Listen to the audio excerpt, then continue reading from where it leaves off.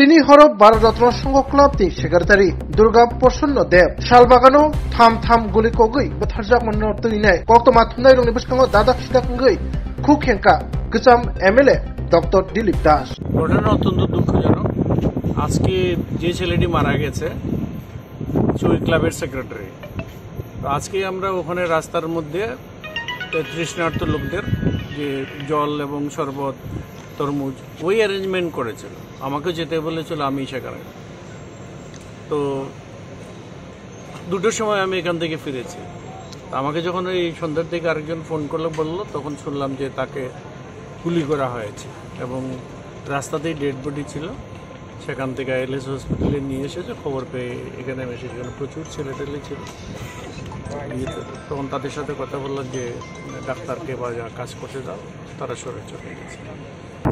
কারণ তো আমি বলতে পারবো না কী কারণে কোনটা হয়েছে, তার বাকি যে কারণ জানে সেটা অনেকে যেমন জানে, পুলিশও জানে, সবার কাছে অনেক কিছু জানা আছে। আমার বক্তব্য একটাই, এই যে ঘটনাটা ঘটলো তার সাথে যারা যুক্ত আছে, পুলিশ, আইবি, সিআইডি, যা যা ফোর্স আছে, যা যা শক্তি আমাদের মধ্যে আছে, এই জাতীয় দুষ্কৃতকারী অ্যাক্টিভিটিস একদম পুরো স্টপ। আমাকে এক্ষুনি এসডিপিওর সাথে আমি কথা বলেছি, ওসির সাথে, নরসিংগড়ের ওসির সাথে বলেছি। আমি বলছি যারাই আছে ক্রিমিনাল এটার সাথে একদম চিরুনি তল্লাশি, যেরকম বলে সেরকম আপনারা অ্যাক্টিভিটিস করেন, সব তোলেন এই এলাকা থেকে। আমি যেহেতু এখানে লোকে, যদিও আমি এবার নির্বাচনে জিতিনি, কিন্তু এই এলাকার মানুষ আমাকে আগের বিধায়ক হিসেবেই চিনি।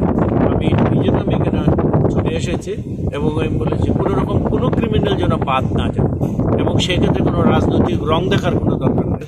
ড্রাগ ফ্রি আমরা বানাইতে চাইছি এবং ড্রাগ এবং ক্রাইম দুটোই পাশাপাশি চলে, সুতরাং এখানে কোনো কম্প্রোমাইজ। এবং আমি শুনেছি পুলিশ রাস্তায় আছে, সব জায়গায় দেখছে, শুধু রাস্তায় শুধু থাকলে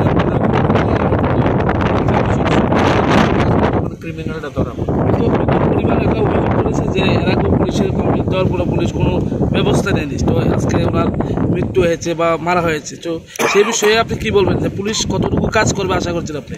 সেটার ব্যাপারে আমি, যে মহিলা যেটা বলেছে সেটা তার নিজস্ব অভিজ্ঞতাতে বলেছে, আর সেখানে আমার কমেন্টস করার কোনো কারণ নেই। দিলীপবাবু, এই এলাকাটাতে প্রায় সময় এর আগে একটা ঘটনা ঘটেছে, অপহরণ করে নিয়ে গেছে, এখনো পাওয়া যায়, এখন এই ঘটনা, এর আগে আরেকটা গুলির ঘটনা। সবটি পুলিশ যেন একসাথে লিঙ্ক যদি করতে হয় তাহলে লিঙ্ক করুক, যে যেটার সাথে যুক্ত আছে তাদেরকে অবশ্যই পুলিশ ধরুক এবং আমি চাই যে আমাদের পুলিশ যেন সেখানে সফল হয়।